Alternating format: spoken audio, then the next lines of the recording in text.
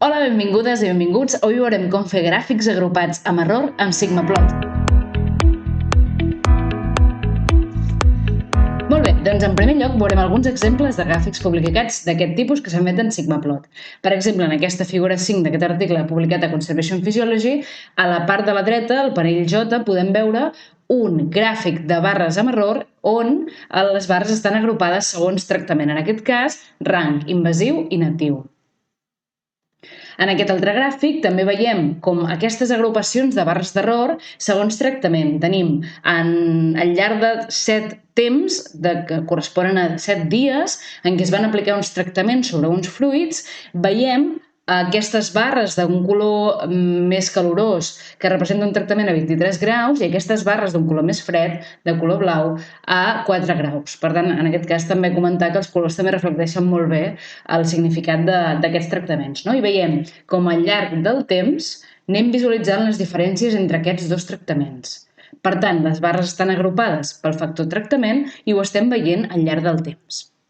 Finalment, un darrer exemple, en aquestes figures, en la part de dalt, en aquest panell, estem veient també gràfics agrupats en funció de diferents unitats, per exemple, per representar una mateixa variable.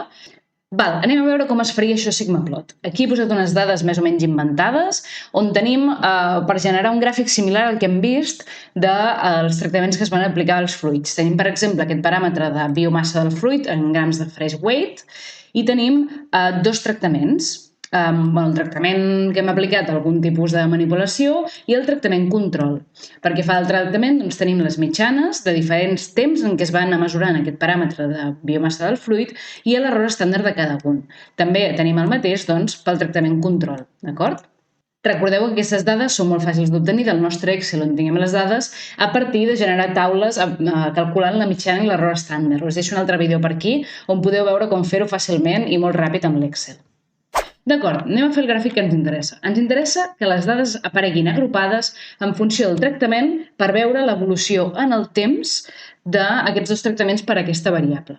Anem a construir un gràfic, Create Graph, i volem gràfics de barres verticals, també els podríem fer horitzontals si volguéssim, i aquest cop, en comptes de demanar-li que ens faci barres d'error simples, li demanem barres d'error agrupades. Li donem a següent, aquest format de dades ja és el que ens interessa, ja l'hem preparat, per tant ho podem deixar tal qual, i passem a seleccionar si tenim moltes Is o tenim una X i diverses Is. En el nostre cas, el nostre X serà el temps, serà els diferents punts del temps que s'han mesurat.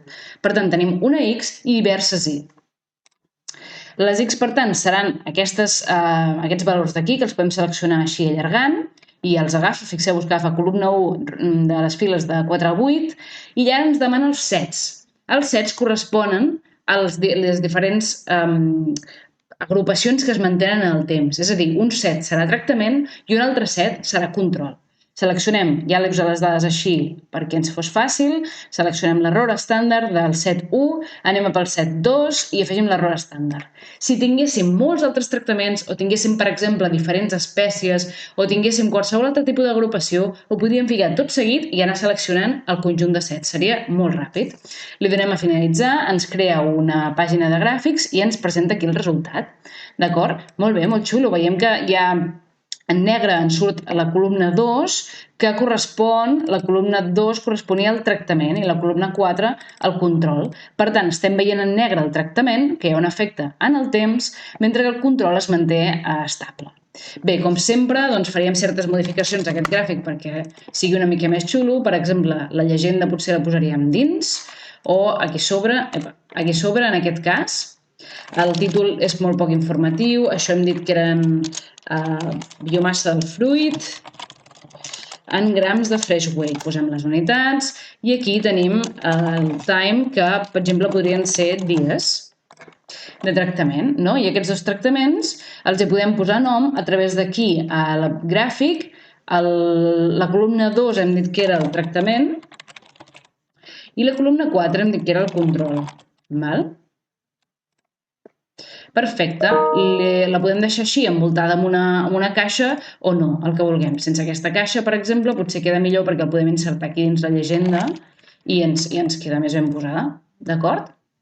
Perfecte. Una cosa que probablement voldrem canviar és l'agrupació d'aquestes barres, i també el seu color. Anem a la primera cosa. Anem a canviar l'agrupació d'aquestes barres.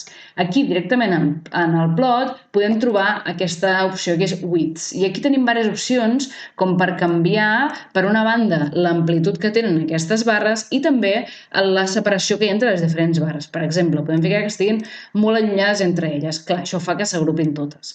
Per exemple, no tan allunyades, o sigui, bastant allunyades, però estan molt juntes entre les que estan agrupades. El que vingui més bé per els objectius de visualització que tinguem, d'acord?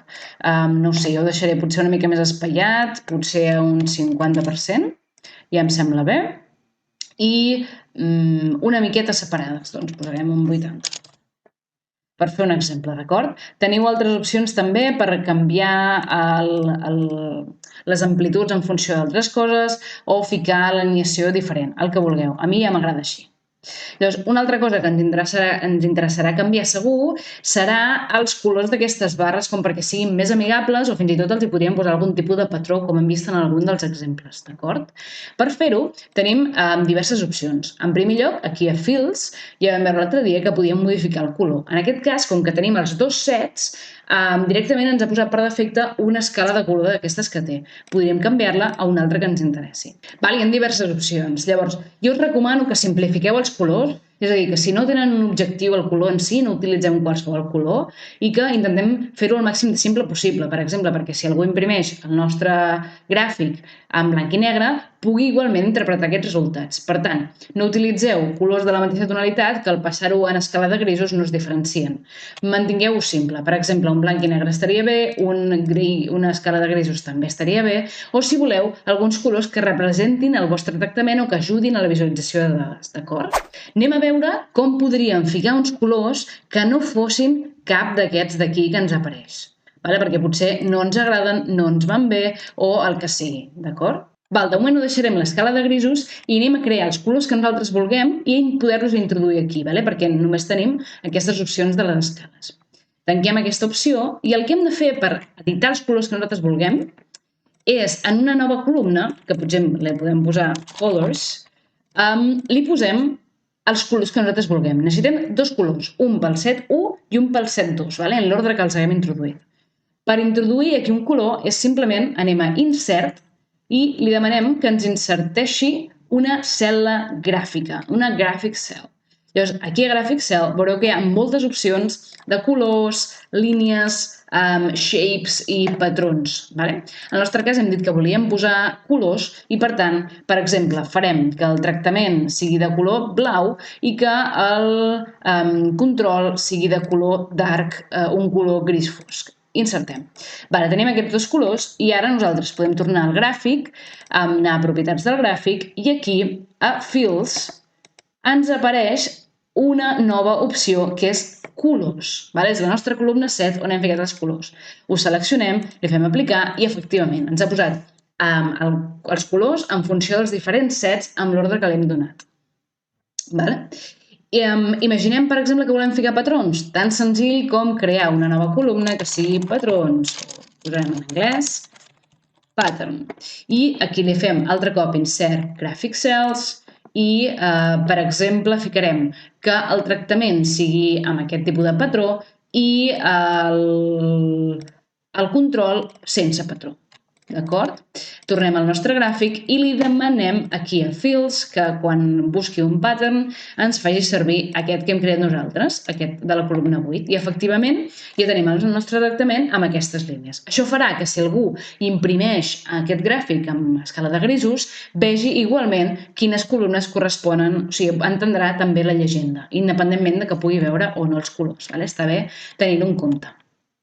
Molt important, quan estigueu creant els colors, Sigmaplot dona relativament poques opcions per crear colors. Hem vist aquí a Insert Graphic Cell que et dona aquestes opcions de colors. A vegades us interessarà qualsevol altre color. Per fer-ho, anem aquí a personalitzat, i aquí tenim molts més colors, a més que els podem ampliar cap aquí. Jo recomano que sempre creeu un color que es quedi guardat, perquè així els podreu reutilitzar després. Fixeu-vos que jo aquí tinc alguns. Creeu un color personalitzat, seleccioneu el que vulgueu, també ho podeu fer introduint els colors de RGB, per exemple, o de to, saturació i llum. El que vulgueu, introduïu un color i, per exemple, l'afegiu a colors personalitzats i ara ja el podeu fer servir, d'acord? I ara aquest custom és aquest color que hem creat nosaltres i el podem insertar tantes vegades com vulguem. Veiem que ara no podem crear cap altre color. Simplement tanqueu aquesta finestra, torneu a Insert Graphic Cell i s'allibera el custom. I ja el podem crear un altre color, d'acord? Creem un altre color, el que vulgueu, indiferent, i l'afegiu a color personalitzats. I utilitzem aquest, per exemple, d'acord? Ja tenim aquests colors personalitzats. Ara, de moment, això no necessitem, però en cas que volguéssiu alguns altres colors més específics pel gràfic que esteu fent, doncs podríeu crear-lo. Perfecte, ja hem creat aquest tipus de gràfic on hem vist barres d'error agrupades segons algun tractament. Fixeu-vos que ho podríem haver fet completament al revés, que és tenir, agrupar per tractament i control, és a dir, tenir aquí tractament i aquí control, i dins de tractament tenir les diferents barres corresponents al temps. Si volguéssiu capgirar aquest gràfic en funció de quines barres agrupeu, això us recomano que ho feu a nivell de com ordeneu les vostres dades. Per tant, en el moment en què estigueu a l'Excel creant la taula amb mitjanes i error estàndard, aneu pensant com fareu la visualització de dades per preparar-ho ja correctament. Si ho volguéssim girar, doncs el que us recomanaria que el que prepararíem seria tot just la taula al revés. Anem a fer-ho ràpidament perquè veieu l'exemple.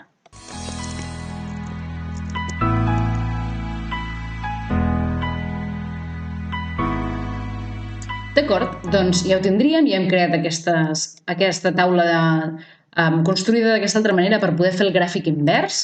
I ara, per exemple, anem a veure el gràfic a veure com queda. En funció de les vostres dades i l'objectiu de visualització que tingueu, doncs ho preferireu d'una manera o d'una altra. En aquest cas, les nostres X seran tractament i control, serà el tipus de tractament que s'ha aplicat, i els sets seran els diferents temps que volem anar veient. Vaig posant els sets i el seu error estàndard, és a dir, la mitjana i el seu error estàndard. Un cop ja els he seleccionat tots, li donem a finalitzar i ens crea aquest gràfic que comentàvem que seria a l'inversa que l'anterior. En aquest gràfic el que estem veient és agrupat per tractament i control la seva evolució temporal. Segons els vostres resultats us interessarà més un o un altre. Ho podeu pensar a priori o una mica en funció de què transmet aquest gràfic. Altre cop, doncs, el que ens interessaria és editar aquesta llegenda, posar els colors que ens interessi. En aquest cas podríeu ficar 1, 2, 3, 4, 5 colors diferents per cada un dels temps, o bé un color per tractament o un color per control. I així tindríeu aquestes barres d'error agrupades.